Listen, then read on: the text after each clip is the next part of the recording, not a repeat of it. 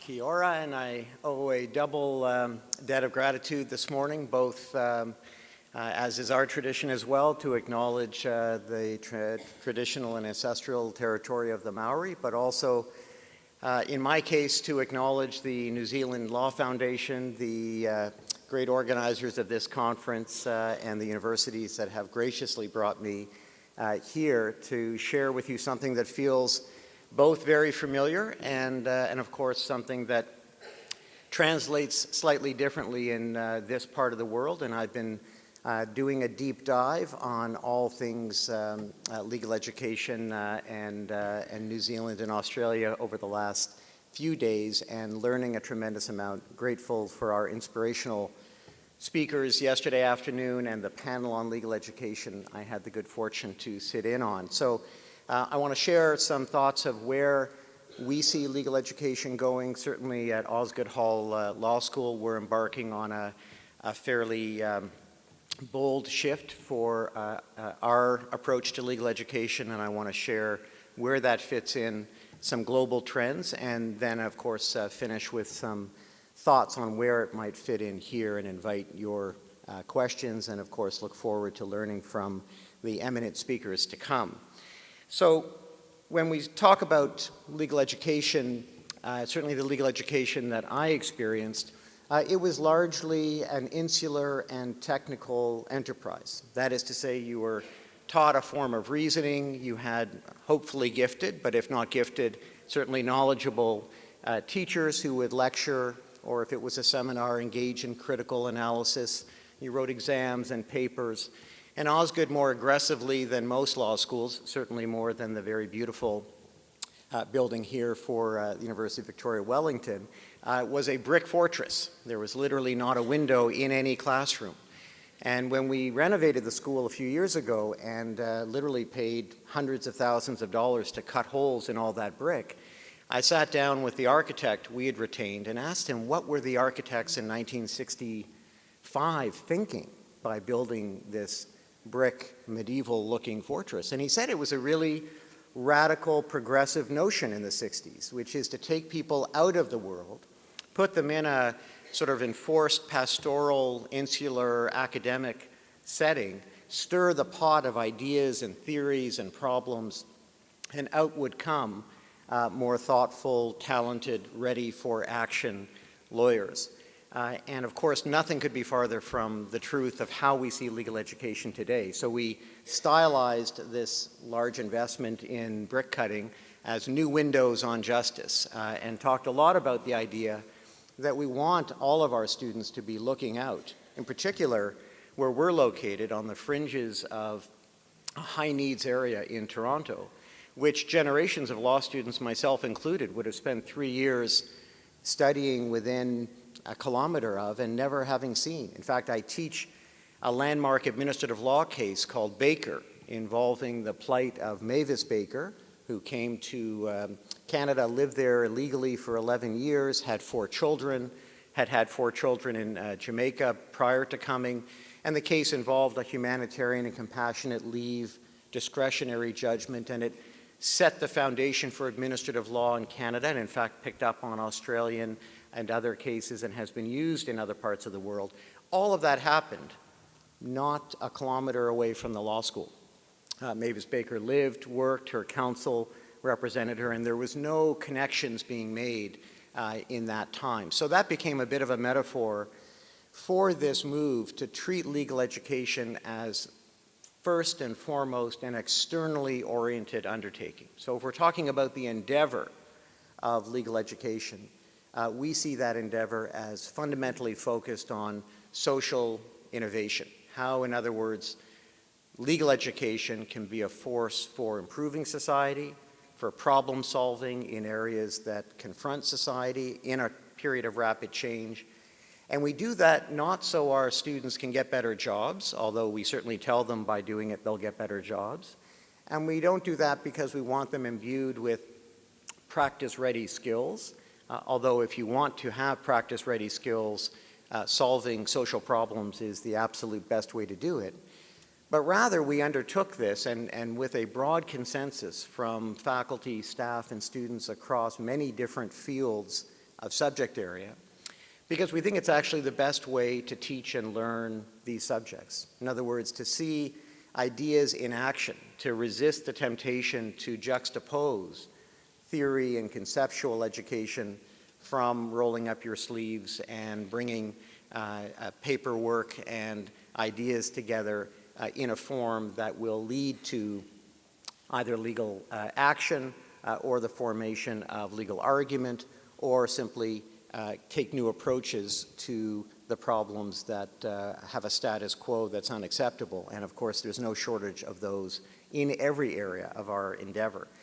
But the other problem is, of course, we share the same fiscal challenges that law schools do across the world. So the only way you can be externally focused, you can get all of your students involved in that service of education through putting their ideas in action, is through community partnerships.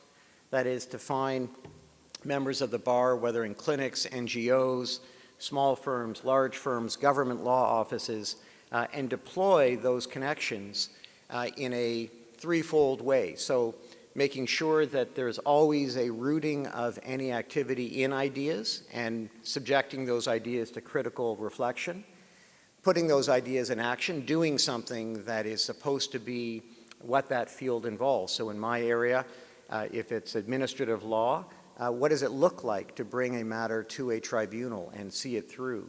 Not just what are the doctrines involved, but where is the tribunal located? What languages does it speak?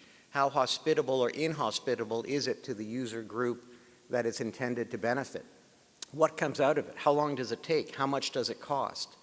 That, together with those fundamental ideas of fairness or accountability or the other norms of administrative justice, leads to a deeper understanding, we would hold, than anything that could happen within the four walls of a classroom. And I'm mindful that we are a second entry postgraduate kind of program.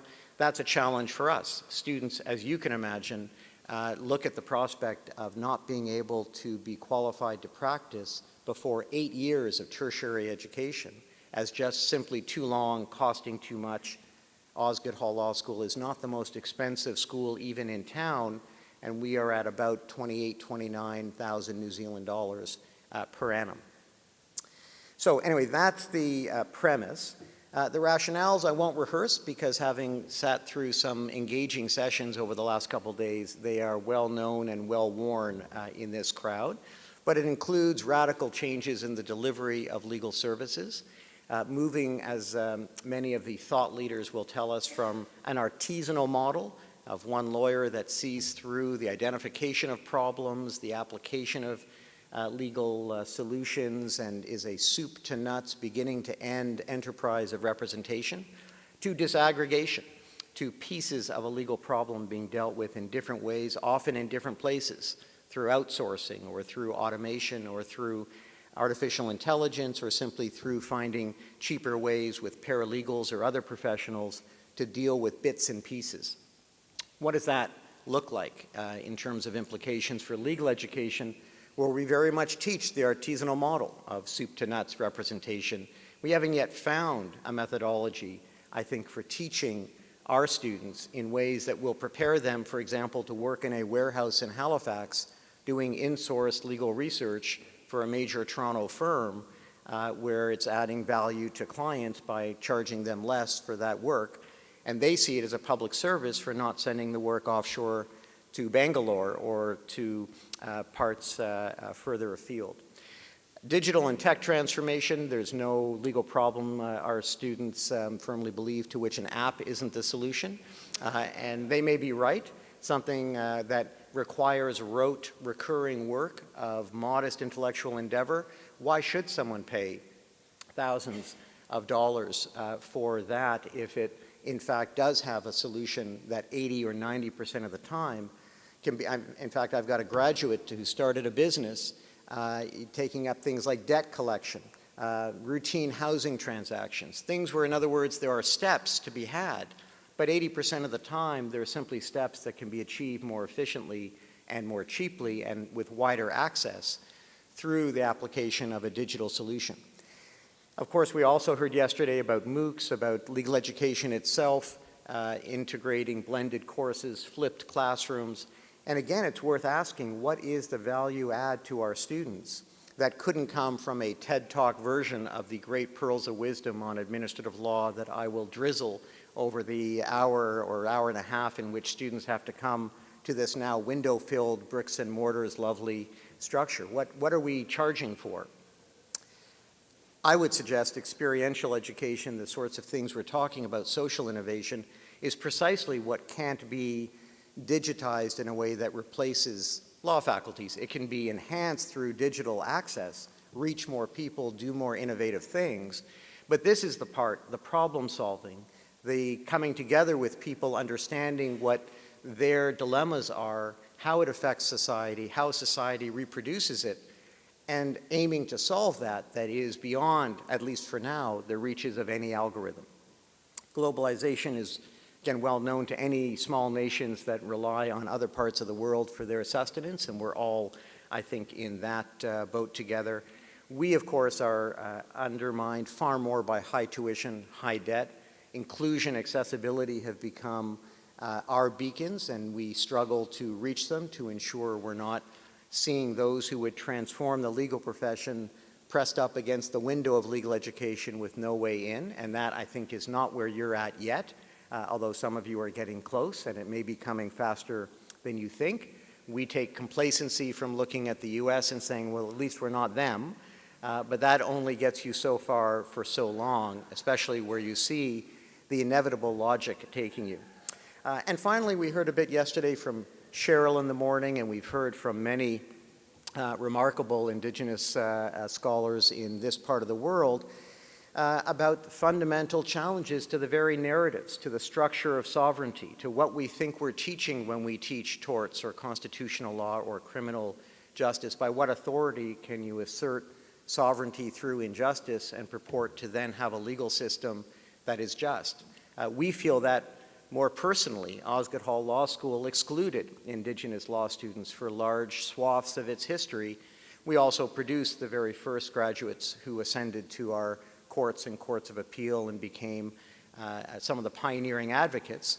But Osgoode wasn't a bystander during the period when children were being taken from families that led to our Truth and Reconciliation Commission, or the dispossession of land, or any of the other narratives with which you're all going to be familiar. Osgoode was an active participant, either in the people involved or the ideas involved, and how do we come to terms with that and move forward together? TWAIL, again, is a version of that on the international law scene that we heard a bit about from Cheryl on the Westphalian nation-state model. What is it exactly that is just about the activities of that legal infrastructure? If we're not confronting that as we're moving ahead to the future of legal education, then legal education will simply atrophy and erode and be of less relevance than if it can lead the charge on reconciliation, on what it means to restore some sense of inclusion and balance in our societies, especially as they rapidly transform with new immigrants and refugees and people who weren't a part of those historical narratives, but will be a part of shaping the future. So what do I mean by law school as social innovation? That's the claim, and of course it has to be backed up by some substance. So at a conceptual level, it means taking as a primary concern of legal education the better access to the justice system, finding more adaptive, flexible models of dispute resolution.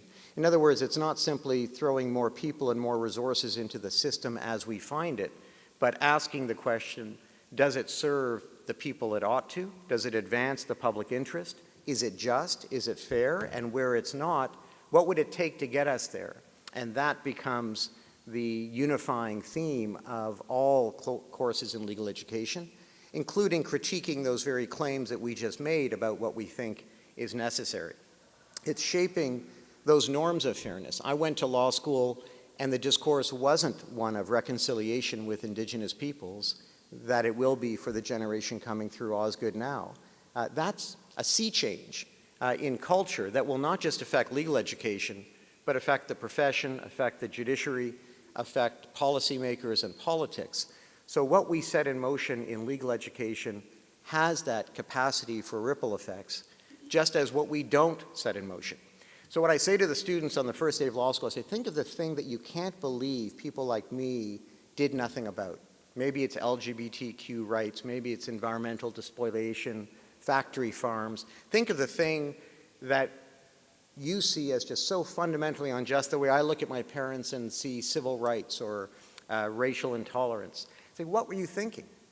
I said, think about that, and then think about what you're going to stand here hearing from someone 20 years from now about what you did nothing about, what you stood by and tolerated, rationalized as just the way we do business or necessary or pragmatically how we're going to get through the night. Because that perspective, that reflection, I think is the key to social innovation, or at least to what can drive it.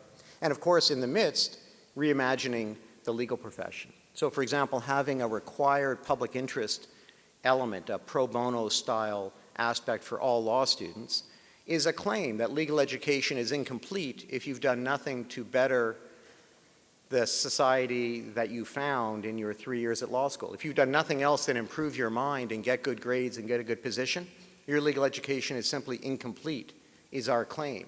We have to stand by that, and we face a predictable criticism from a small group of people who say, I'm actually comfortable with paying this money so that I can enrich my family, myself, and I get to choose where I deploy my time and effort. Thank you very much. I don't need some nanny state telling me what's good for me or good for others.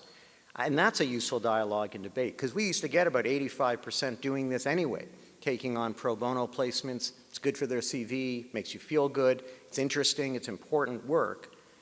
But the other 15%, we've embarked to say, against your better judgment, this is what legal education simply is about. In the same way that you can't treat torts as not your cup of tea, you can't treat the public interest requirement as not your cup of tea.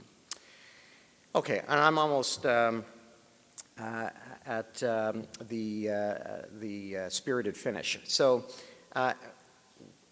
everything I've said so far makes perfect sense with this traditional laneway for experiential education, which is get students into clinics, get them under diligent supervision, advocating for clients, and those clients can traditionally be in things like poverty law areas.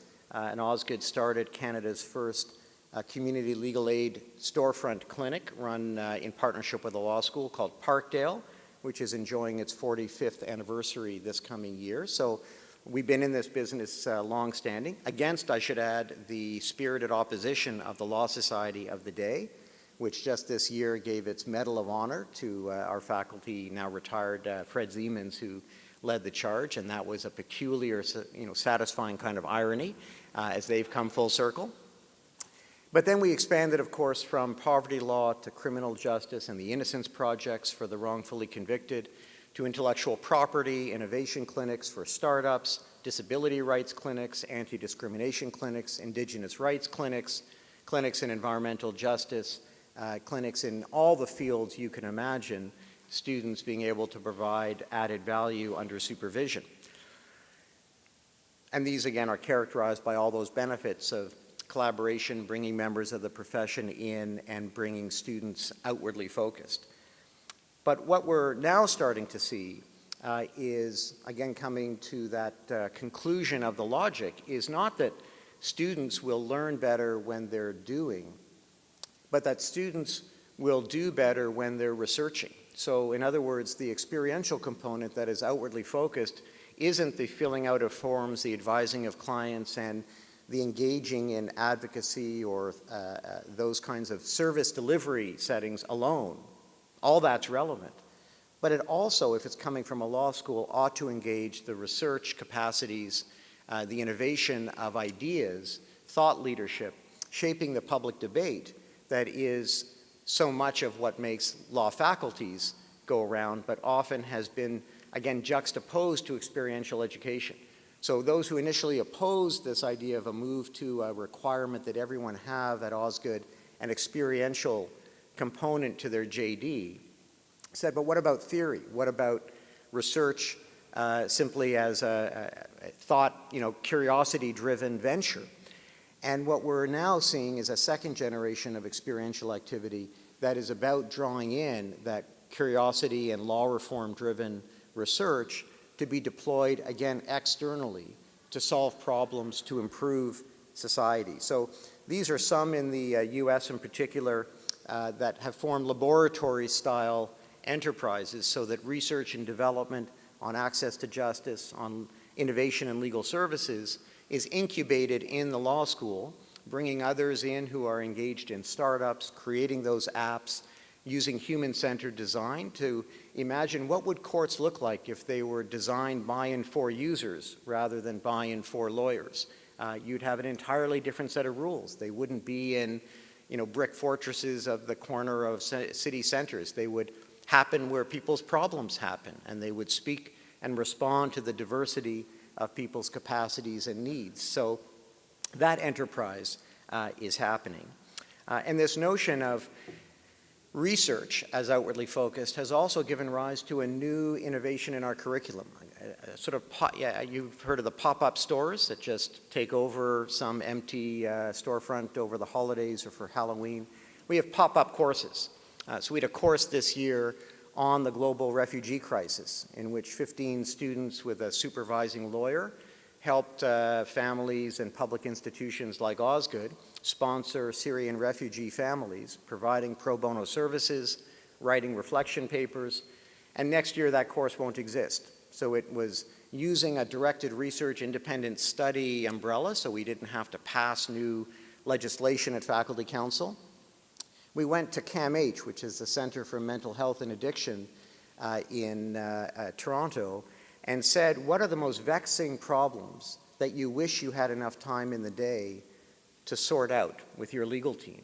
And they had enormously interesting ideas, like how much should the public be informed when someone who is under orders to be receiving medication leaves the facility, right? If you put out an all-points bulletin, you're going to criminalize that encounter and make that person subject to stigma and risk.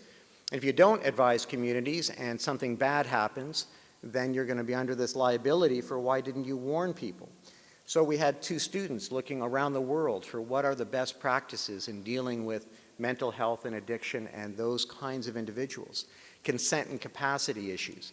We had one just with the Ministry of Transportation, because doctors are under an order if they believe someone to be at risk behind the wheel to inform the provincial authorities. But when the provincial authorities would get this, rather than inquire as to what the nature of the risk was, they'd simply revoke the license of someone who, because of substance abuse, was seeking services at this hospital. Well, that's punitive. Why would we want that? But someone had to explore that, to expose that, to write about that and the alternatives. So we had 12 students who each were supervised by a CAMH lawyer and an Osgoode professor. They got to choose problems that were set by CAMH, so they could choose any of these 15 problems. They presented it to the CAMH leadership. That was research in action to help society, but it was also a great learning experience, even if it meant ceding a little bit of that autonomy, letting the organization you're partnering with decide some of the problems that your students will work on. And again, there's a remarkable Indigenous Justice and Reconciliation project at the other Victoria in British Columbia that is worthy of exploring, and I won't go through the many others I could have cited as examples. So, to wrap up, coming back to where I started, if you see legal education and the endeavor of law schools as not with one single mission, but a shared set of missions to discharge the public interest in producing new members of the legal profession and many other walks of professional and business and arts and politics and other forms of useful endeavors that legal education can contribute to. That's one part of the mandate.